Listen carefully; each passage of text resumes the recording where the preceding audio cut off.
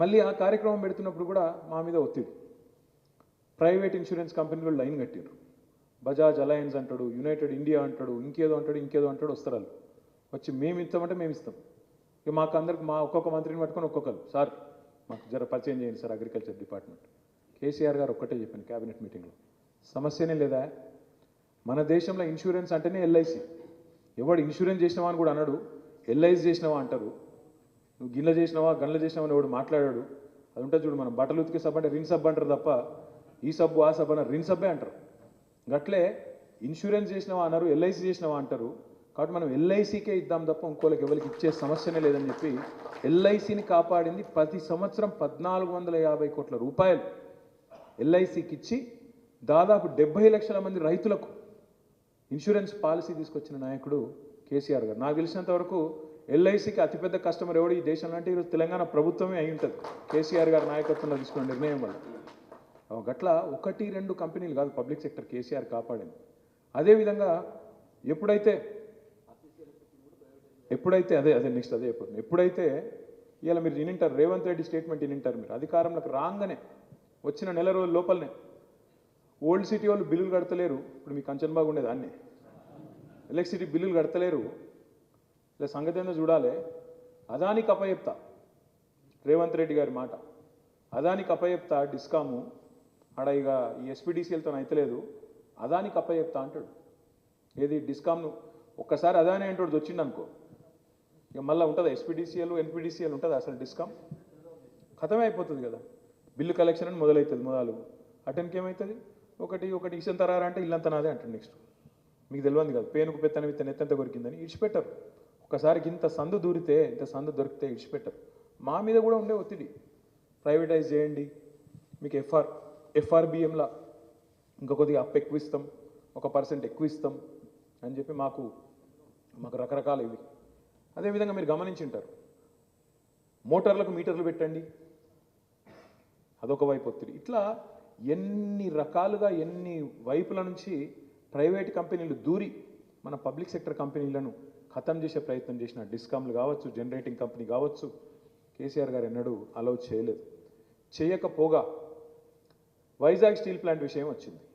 అప్పుడు మేము వైజాగ్ ఎందుకు స్టడీ చేసినామంటే, బయ్యారం పెడతలేడు కేంద్ర ప్రభుత్వం అంటే అసలు బయ్యారం ఎందుకు పెట్టాడు వీడు అని అర్థం చేసుకోవడానికి స్టీల్ ప్లాంట్ల గురించి స్టడీ చేస్తూ ఉన్నాం.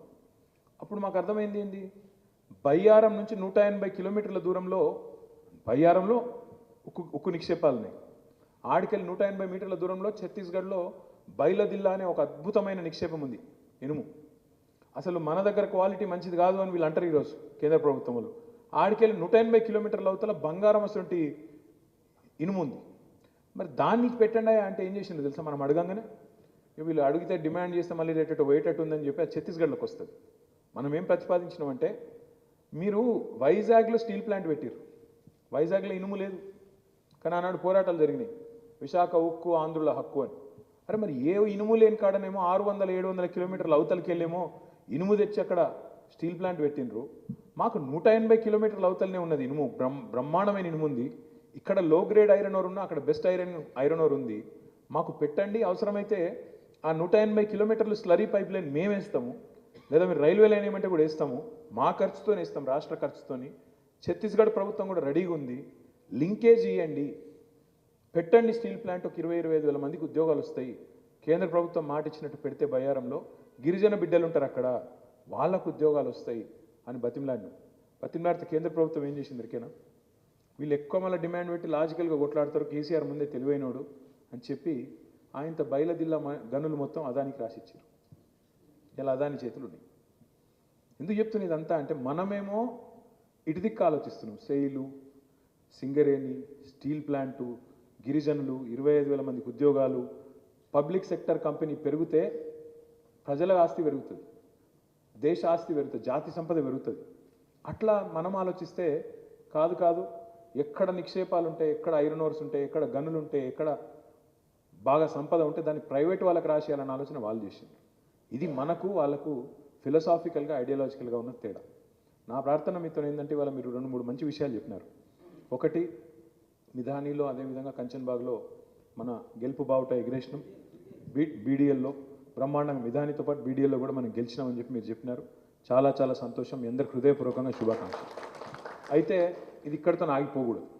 ఎందుకంటే ఎన్నికల్లో సరే గెలుస్తాము, అప్పుడప్పుడు ఓడిపోతాము, అప్పుడప్పుడు కింద పడతాం, అప్పుడప్పుడు లేస్తాం. అది పెద్ద ముచ్చట కాదు. ఇప్పుడు మన ప్రభుత్వం లేదు రాష్ట్రంలో, ప్రజలు బాధపడతా ఉన్నారు. ఇప్పుడు మేము అసెంబ్లీకి వెళ్ళి నేను జగదీష్ అన్నంత ఒకటే కారులో వచ్చినాం. మీరు నమ్మరు, నేను చెప్తే సిగ్నల్ అక్కడ ఆపి మరీ మాట్లాడిస్తున్నారు. ఆటోళ్ళు పక్కకెళ్ళి దిగొచ్చి బండి ఆపి సిగ్నల్ కాడ వచ్చి ఫోటో దిగి అన్న జల్దీ రాండ్రి. జల్దీ ఎట్లా వస్తాం రాబాయ్, ఇంకా టైం ఉంది కదా అంటే ఏమన్నా ఉపాయం చూడండి. అరే ఏం ఉపాయం చూస్తారు అంటే ఏమన్నా ఉపాయం చూడండి అంటే ఎట్లుందంటే వాతావరణం. నేను ఆనెస్ట్గా చెప్తున్నా. జనరల్గా 3.5-4 ఏళ్ల తర్వాత వచ్చే వ్యతిరేకత ఒక ప్రభుత్వం మీద, ఈ ప్రభుత్వం మీద సంవత్సరం లోపలనే వచ్చి వచ్చింది. ఎందుకు వచ్చింది అంటే ఇక వాళ్ళు చేసే దిక్కుమాలిన పనులు, అన్ని కూలగొట్టుడు, ధ్వంసం చేసుడు, అన్ని తలతోకలేని మాటలు మాట్లాడు, అన్ని నెగిటివ్ పనులు చేసుడు, ఒకటన్నా పాజిటివ్ పని అయితే లేదు చేసింది. ప్రజలకు అడ్డగోలు మాటలు ఇచ్చిండ్రు, ఒక్క మాట నిలబెట్టుకోలేదు. కాబట్టి కోపం ప్రజలకు వస్తుంది, తప్పేం లేదు. మనం చేయవలసిన పని ఏంటి అంటే ఇప్పటి నుంచి కార్మికులు ఏ రూపంలో ఉన్నా సంఘటితంగా కదలాల్సిన అవసరం మన మీద ఉంది. మీరు కార్మికులు కాదు నాకు తెలిసి, ఇప్పుడే రాంబాబు చెప్పిండు కాక, అదే అందుకే అంటున్నారు మీరంతా సేట్లు కానీ కార్మికులే కొద్దిగా హై క్లాస్ కార్మికులు అనుకుందాం. కొద్దిగా హై క్లాస్ కార్మికులు అనుకుందాం. నేను ఎందుకంటున్నా అంటే వేరే ఉద్దేశం కాదు. ఇప్పుడు మన ఆశా వర్కర్లను ఎట్లా కొట్టినో మీరు చూసిండ్రు. మీరు ఆ వీడియో చూసిన వాడు ఎవడైనా సరే అదే మన తల్లికో, మన చెల్లెకో, మన భార్యకో అయితే ఊకుంటామా? చీర గుంజుతుంటే ఎక్కి గిచ్చుతుంటే కాలు, మగవాళ్ళు, అదే మగవాళ్ళు ఆడవాళ్ళు అందరూ ఎంత అరాచకంగా ప్రవర్తించారండి. అట్లా మగవాళ్ళు ఇట్లా గుంజుతారండి, చేయి బట్టి గుంజుకుంటా ఏసీపీ సిఐ అంటే ఎంత అహంకారము, ఎంత ఖండకౌరవము, ఎంత కళ్ళు నెత్తికెక్కితే అట్లా ప్రవర్తిస్తారండి. ఎందుకు జరుగుతుంది అంటే ఒకటే కారణం. యథా రాజా తదా ప్రజ అంటారు కదా. పైన ఎట్లుంటే కింద నోడు అట్లే ఉంటాడు. పైన అట్లే ఉన్నాడు, కళ్ళు నెత్తికెక్కి ఆయన అట్లే మాట్లాడుతున్నాడు. మీరు చూసి ఉంటారు. నిన్న ఎల్ఎన్టీ అనే కంపెనీ ఉంటుంది. ఎల్ఎన్టీ మీకు తెలుసు, మీకు తెలియదు. ఎల్ఎన్టీ అనే లార్సన్ అండ్ టూబ్రో అనేది ఒక పెద్ద అంతర్జాతీయ కంపెనీగా ఎదిగింది. ఇప్పుడు ఆ కంపెనీ CFO వచ్చిండు హైదరాబాద్. వచ్చి ఆయన మాట మీద మాట వచ్చి ఏమన్నాడు, ఈ ఫ్రీ బస్సు పుణ్యమా అని మా మెట్రో తగ్గింది కొద్దిగా అన్నాడు. ఆ మాట అంటే ముఖ్యమంత్రి జైల్లో పెట్టురు వాడిని అంటుడు. అంటే ఏందన్నట్టు కథ అంటే నీ అభిప్రాయం కూడా చెప్పని. అవును, లగచర్లలో రైతులు భూములు అంటే వాళ్ళని జైల్లో పెట్టి ఇప్పుడు 35 రోజులైంది. ఇది ఒక్కళ్ళకి జరిగింది కదా అని మనం సపరేట్ రేపు మీకు జరుగుతుంది. నేను గది చెప్తున్నా. ఇలా లగచర్ల జరిగింది, అటు ఆయనకు జరిగింది, ఆశా వర్కర్లకు మొన్న జరిగింది, ఇప్పుడు అంగన్వాడీ ఒక్కరు కాదు. ఇప్పుడు రాష్ట్రంలో ప్రతి ఒక్కరు ఆందోళన పదంలో పోవడానికి రెడీగా ఉన్నారు, కొట్లాడడానికి రెడీగా ఉన్నారు. ఇప్పుడు ఆర్పీలను అరెస్ట్ చేసిండ్రు, రిసోర్స్ పర్సన్స్ మెప్మాలో. ఇక సరే ఆయన అంటే సినిమా యాక్టర్, ఆయన మంచిగా ఉంటాడు, ఏం కాదు. కానీ నేను ఏమంటున్నా, ఒక్కరు కాదు, అల్టిమేట్గా రాష్ట్రంలో ఎవరు కూడా గొంతు విప్పడానికి వీల్లేదు. సోషల్ మీడియాలో పోస్ట్ పెడితే కూడా లోపలేస్తా అనే ఒక నియంత్రణతో పోకడ నడుస్తూ ఉన్నది. దీన్ని తెలంగాణలో ఉండే పోరాట తత్వం, ఈ తెలంగాణలో ఉండే ఈ మట్టిలో ఉండే తిరుగుబాటు తత్వాన్ని అర్థం చేసుకొని మూర్ఖులేమో నేను తొక్కేస్తా, నేను రాజ్యం కదా అని కొంతమంది అనుకుంటారు పిచ్చోళ్ళు. కానీ వాస్తవం ఏంది, తెలంగాణలో ఆకలినన్నా భరిస్తాం, కానీ ఆత్మగౌరవం మీద ఎవడన్నా ఇన్సల్ట్ చేస్తే మాత్రం ఎట్టి పరిస్థితుల్లో ఒప్పుకోమని మీకు తెలుసు, నాకు తెలుసు. పెద్ద వాళ్ళతో కొట్లాడినాం. రాజశేఖర్ రెడ్డి, చంద్రబాబు నాయుడు అటువంటి పెద్ద వాళ్ళతోనే కొట్లాడినాం. ఈ చిట్టినాయుడు పెద్ద అంత సీన్ లేదు, మేము సరిపోతుంది దాన్ని. కేసీఆర్ గారి దాకా అక్కర్లేదు. నేను మీతో ప్రార్థన ఏంటంటే దయచేసి సందర్భం ఏదైనా మనం కలిసికట్టుగా కొట్లాడితేనే మనకు అందరికీ కూడా తప్పకుండా భవిష్యత్తులో ఒక ప్రజాస్వామిక వాతావరణం ఉంటుంది. అధికారం కాదు నేను చెప్పేది, అధికారం వస్తుంది కావచ్చు, పోతుంది కావచ్చు, అది నిమిత్తం లేదు. కానీ ప్రజాస్వామిక దేశంలో, ప్రపంచంలో అతిపెద్ద ప్రజాస్వామ్య దేశంలో హక్కులకు, మన పోరాటాలకు విలువ లేనప్పుడు డెఫినెట్గా అందరం నష్టపోతాం. ఒక్కలం కాదు, అందరం నష్టపోతాం. రెండో మాట మీతో ప్రార్థన. మీరు అన్నారు మరి మేము గెలిచినాం, మరి ఆ మాట మేము నిలబెట్టుకోవాలి, మా వేజు ఒప్పందాలు అవి మేము చూసుకుంటాం.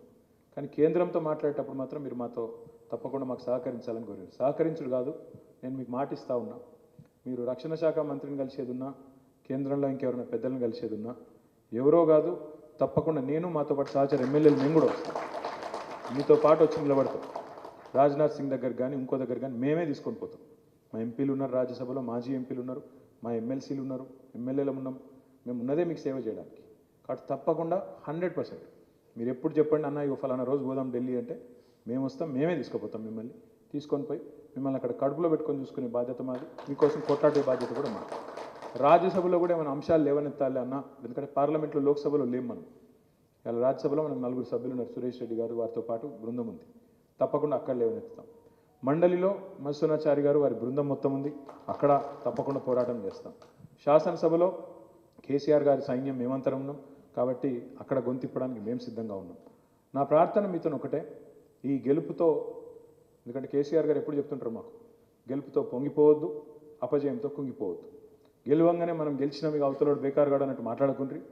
మనం చక్కగా అందరిని కలుపుకొని పని చేసుకుంటూ అందరిని సిస్టమేటిక్గా ముందుకు తీసుకొని పోదాం. అట్ ద సేమ్ టైం మీరు ఇప్పుడు జాయింట్గా గెలిచిరు, మీరు వాళ్ళని కూడా కలుపుకోండి, సిఐటియుని కలుపుకోండి, ప్రమాణం కలుపుకొని ముందుకు పోదాం. వాళ్ళు కూడా ఐక్య పోరాటాల్లో ముందుకు వస్తానంటే మనకేం బేసిజాలు ఉండాల్సిన అవసరం లేదు. ఆటో కార్మికులు కూడా రోడ్ ఎక్కేటట్టున్నారు, వాళ్ళకి సంబంధించి కూడా మొన్న ధర్నా అయింది, ఇంకా కూడా మహాధర్నా ఉంది, ఇంకా చేసేటి కార్యక్రమాలు చాలా ఉన్నాయి, తప్పకుండా వారికి కూడా సహకరిద్దాం. ఇంకా కార్మిక విభాగానికి సంబంధించి నేను రాంబాబు గారిని కోరుతా ఉన్నా, జనవరి మొదటి వారంలో మనం కార్మిక విభాగం మీటింగ్ కూడా పెట్టుకుందాం. ప్రత్యేకంగా ఒక క్యాలెండర్ కూడా మీ కార్మిక విభాగాన్ని ప్రత్యేకంగా తీసుకొద్దాం. తద్వారా ప్రతి కార్మికుడికి బీఆర్టీయూ జెండా, బీఆర్ఎస్ అనే పార్టీ మీకు అండగా ఉంటుందనే ఒక విశ్వాసం ప్రతి కార్మికుడి ఇంట్లో, ప్రతి కార్మికుడి కర్మాగారంలో, 2 చోట్ల కూడా వినబడాలి, కనబడాలి. మన ప్రజెన్స్ అనేది బలంగా ఉండాలి. జెండా దిమ్మే లేదనుకోండి, జెండా దిమ్మే ప్రతి కాడ కడదాం, మంచిగా చేద్దాం.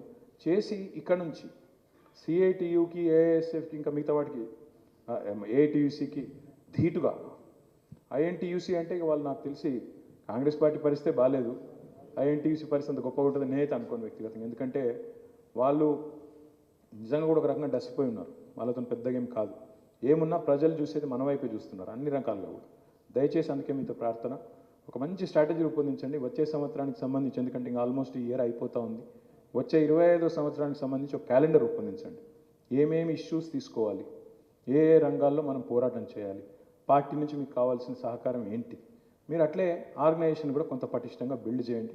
మీకు మేమందరం అండగా ఉంటాం.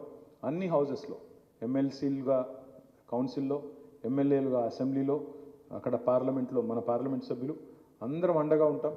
మేము ఏదైతే చెప్తామో అదే చేసే పార్టీ. మేము కేసీఆర్ గారు ఏదైనా ఒక మాట ఇచ్చిండు అంటే తప్పకుండా నిలబెట్టుకునే పార్టీ. అందుకే అట్లాంటి నాయకుడు తిరిగి మళ్ళీ ముఖ్యమంత్రి కావాలనే కోరికతో మేమందరం గట్టిగా పనిచేస్తూ ఉన్నాం. మీరు కూడా తప్పకుండా మీ ఆశీర్వాదాన్ని అందించాలని చెప్పి మనస్ఫూర్తిగా కోరుతూ, చివరిగా ఒక్కటి మాత్రం మళ్ళొక్కసారి చెప్తా ఉన్నా, దయచేసి కలిసి వచ్చే వాళ్ళని కలుపుకోకండి, గెలవంగానే పొంగిపోకండి. మనం గెలవంగానే ఇక మనం చాలా పెద్దవాళ్ళం, మిగతా వాళ్ళంతా బేకారగాలన్నట్టు పోకుండ్రి, కలుపుకోండి. ఎంత బలపడితే మనకు అంత లాభం. మీరు పటాన్ చెరువు అన్నారు, మహేశ్వరం అన్నారు, సరే కొంతమంది అందులో పటాన్ చెరువు అయినవే అందులో దూరిండు. అట్లాంటి సందర్భాలు జరుగుతాయి, పార్టీలకు అక్కడక్కడ పరీక్షలు ఎదురవుతాయి. కానీ సంవత్సర కాలంగా మీరు చూస్తే ఒక సంవత్సరంలో ఎక్కడి నుంచి ఎక్కడికి వచ్చినామో మీరు గమనించవచ్చు. సరిగ్గా సంవత్సరం కింద డిసెంబర్ 3 నాడు ఓడిపోయినాం అసెంబ్లీ ఎన్నికల్లో, ఈరోజు డిసెంబర్ 16.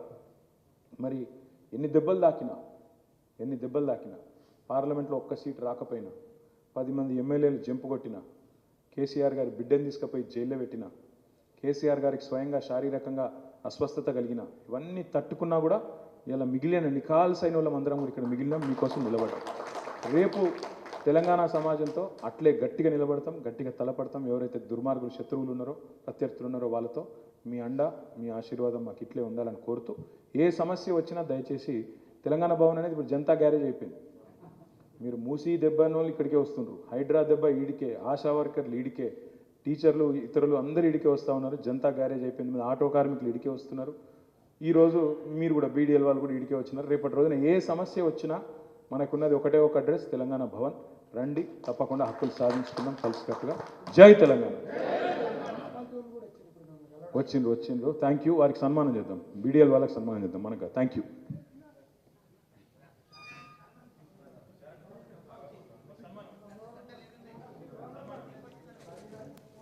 చారి గారికి, కాసిరెడ్డి అన్నకి ఇద్దరికి సన్మానం వాడుకో.